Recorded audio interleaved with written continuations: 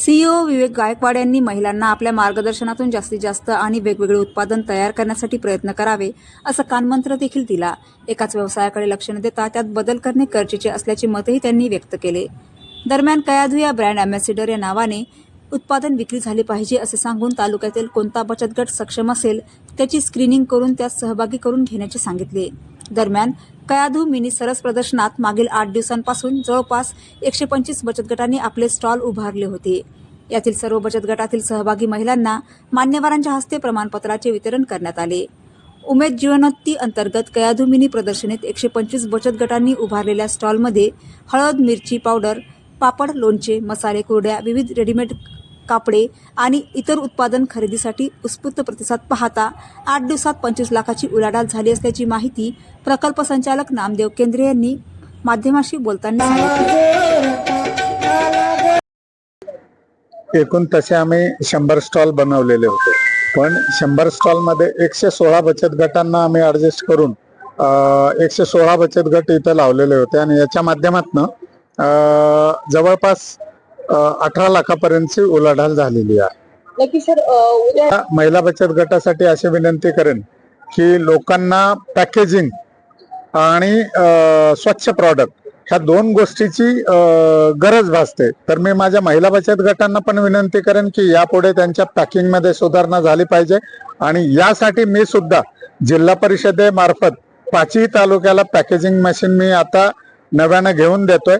त्याच्या प्रमा झालेला आहे, ते येते 8 ते 10 दिवसात त्या खरेदी होतील आणि यापुढे सर्व पॅकिंग सहित सगळा माल विकला जाईल याची खबरदारी जिल्हा ग्रामीण विकास यंत्रणेकडून घेतली जाईल।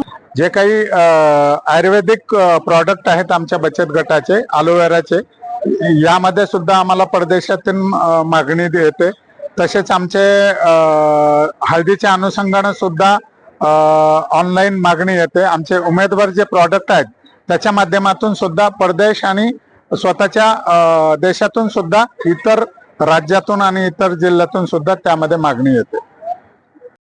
जिल्हा परिषद हिंगोली मार्फत आणि DRDA मार्फत मिनी सरस तसेच जिल्हास्तरीय प्रदर्शन विक्री इथं आपण हिंगोलीमध्ये आयोजित केलेले आहे। तर आपण सर्वजण पाहत आहोत की सर्व तालुक्यांमधल्या सर्व बचत गटांच्या महिला अतिशय उत्साहाने या सरसमध्ये सहभागी झाल्या। त्याचप्रमाणे वेगवेगळे खाद्यपदार्थ असतील किंवा वेगवेगळे घरगुती पदार्थ असतील, ते सर्व आपण इथं पाहिलं की वेगवेगळे उत्पादनं सर्व बचत गटांनी इथं विक्रीसाठी उपलब्ध केलेले आहेत। आणि नक्कीच आता जसं PD सरांनी सांगितलं की अतिशय मोठ्या प्रमाणावर इथं विक्री झालेली आहे आणि उद्याचा एक दिवस जो बाकी आहे त्यामध्ये नक्कीच मोठी विक्री होण्याची अपेक्षा आहे।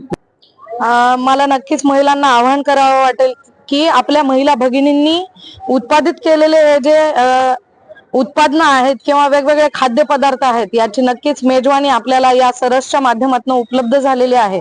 तर सर्व हिंगोलीकरांना माझं आवाहन राहील, त्याचप्रमाणे महिला भगिनींना माझं आवाहन राहील की कुठेतरी आपण या सरसच्या माध्यमातून आपल्या भगिनींना प्रोत्साहित करणं तितकंच गरजेचं आहे आणि एक चांगलं व्यासपीठ इथं उपलब्ध झालेलं आहे। तर याचा नक्कीच आपण सर्वांनी फायदा घेणं गरजेचं आहे।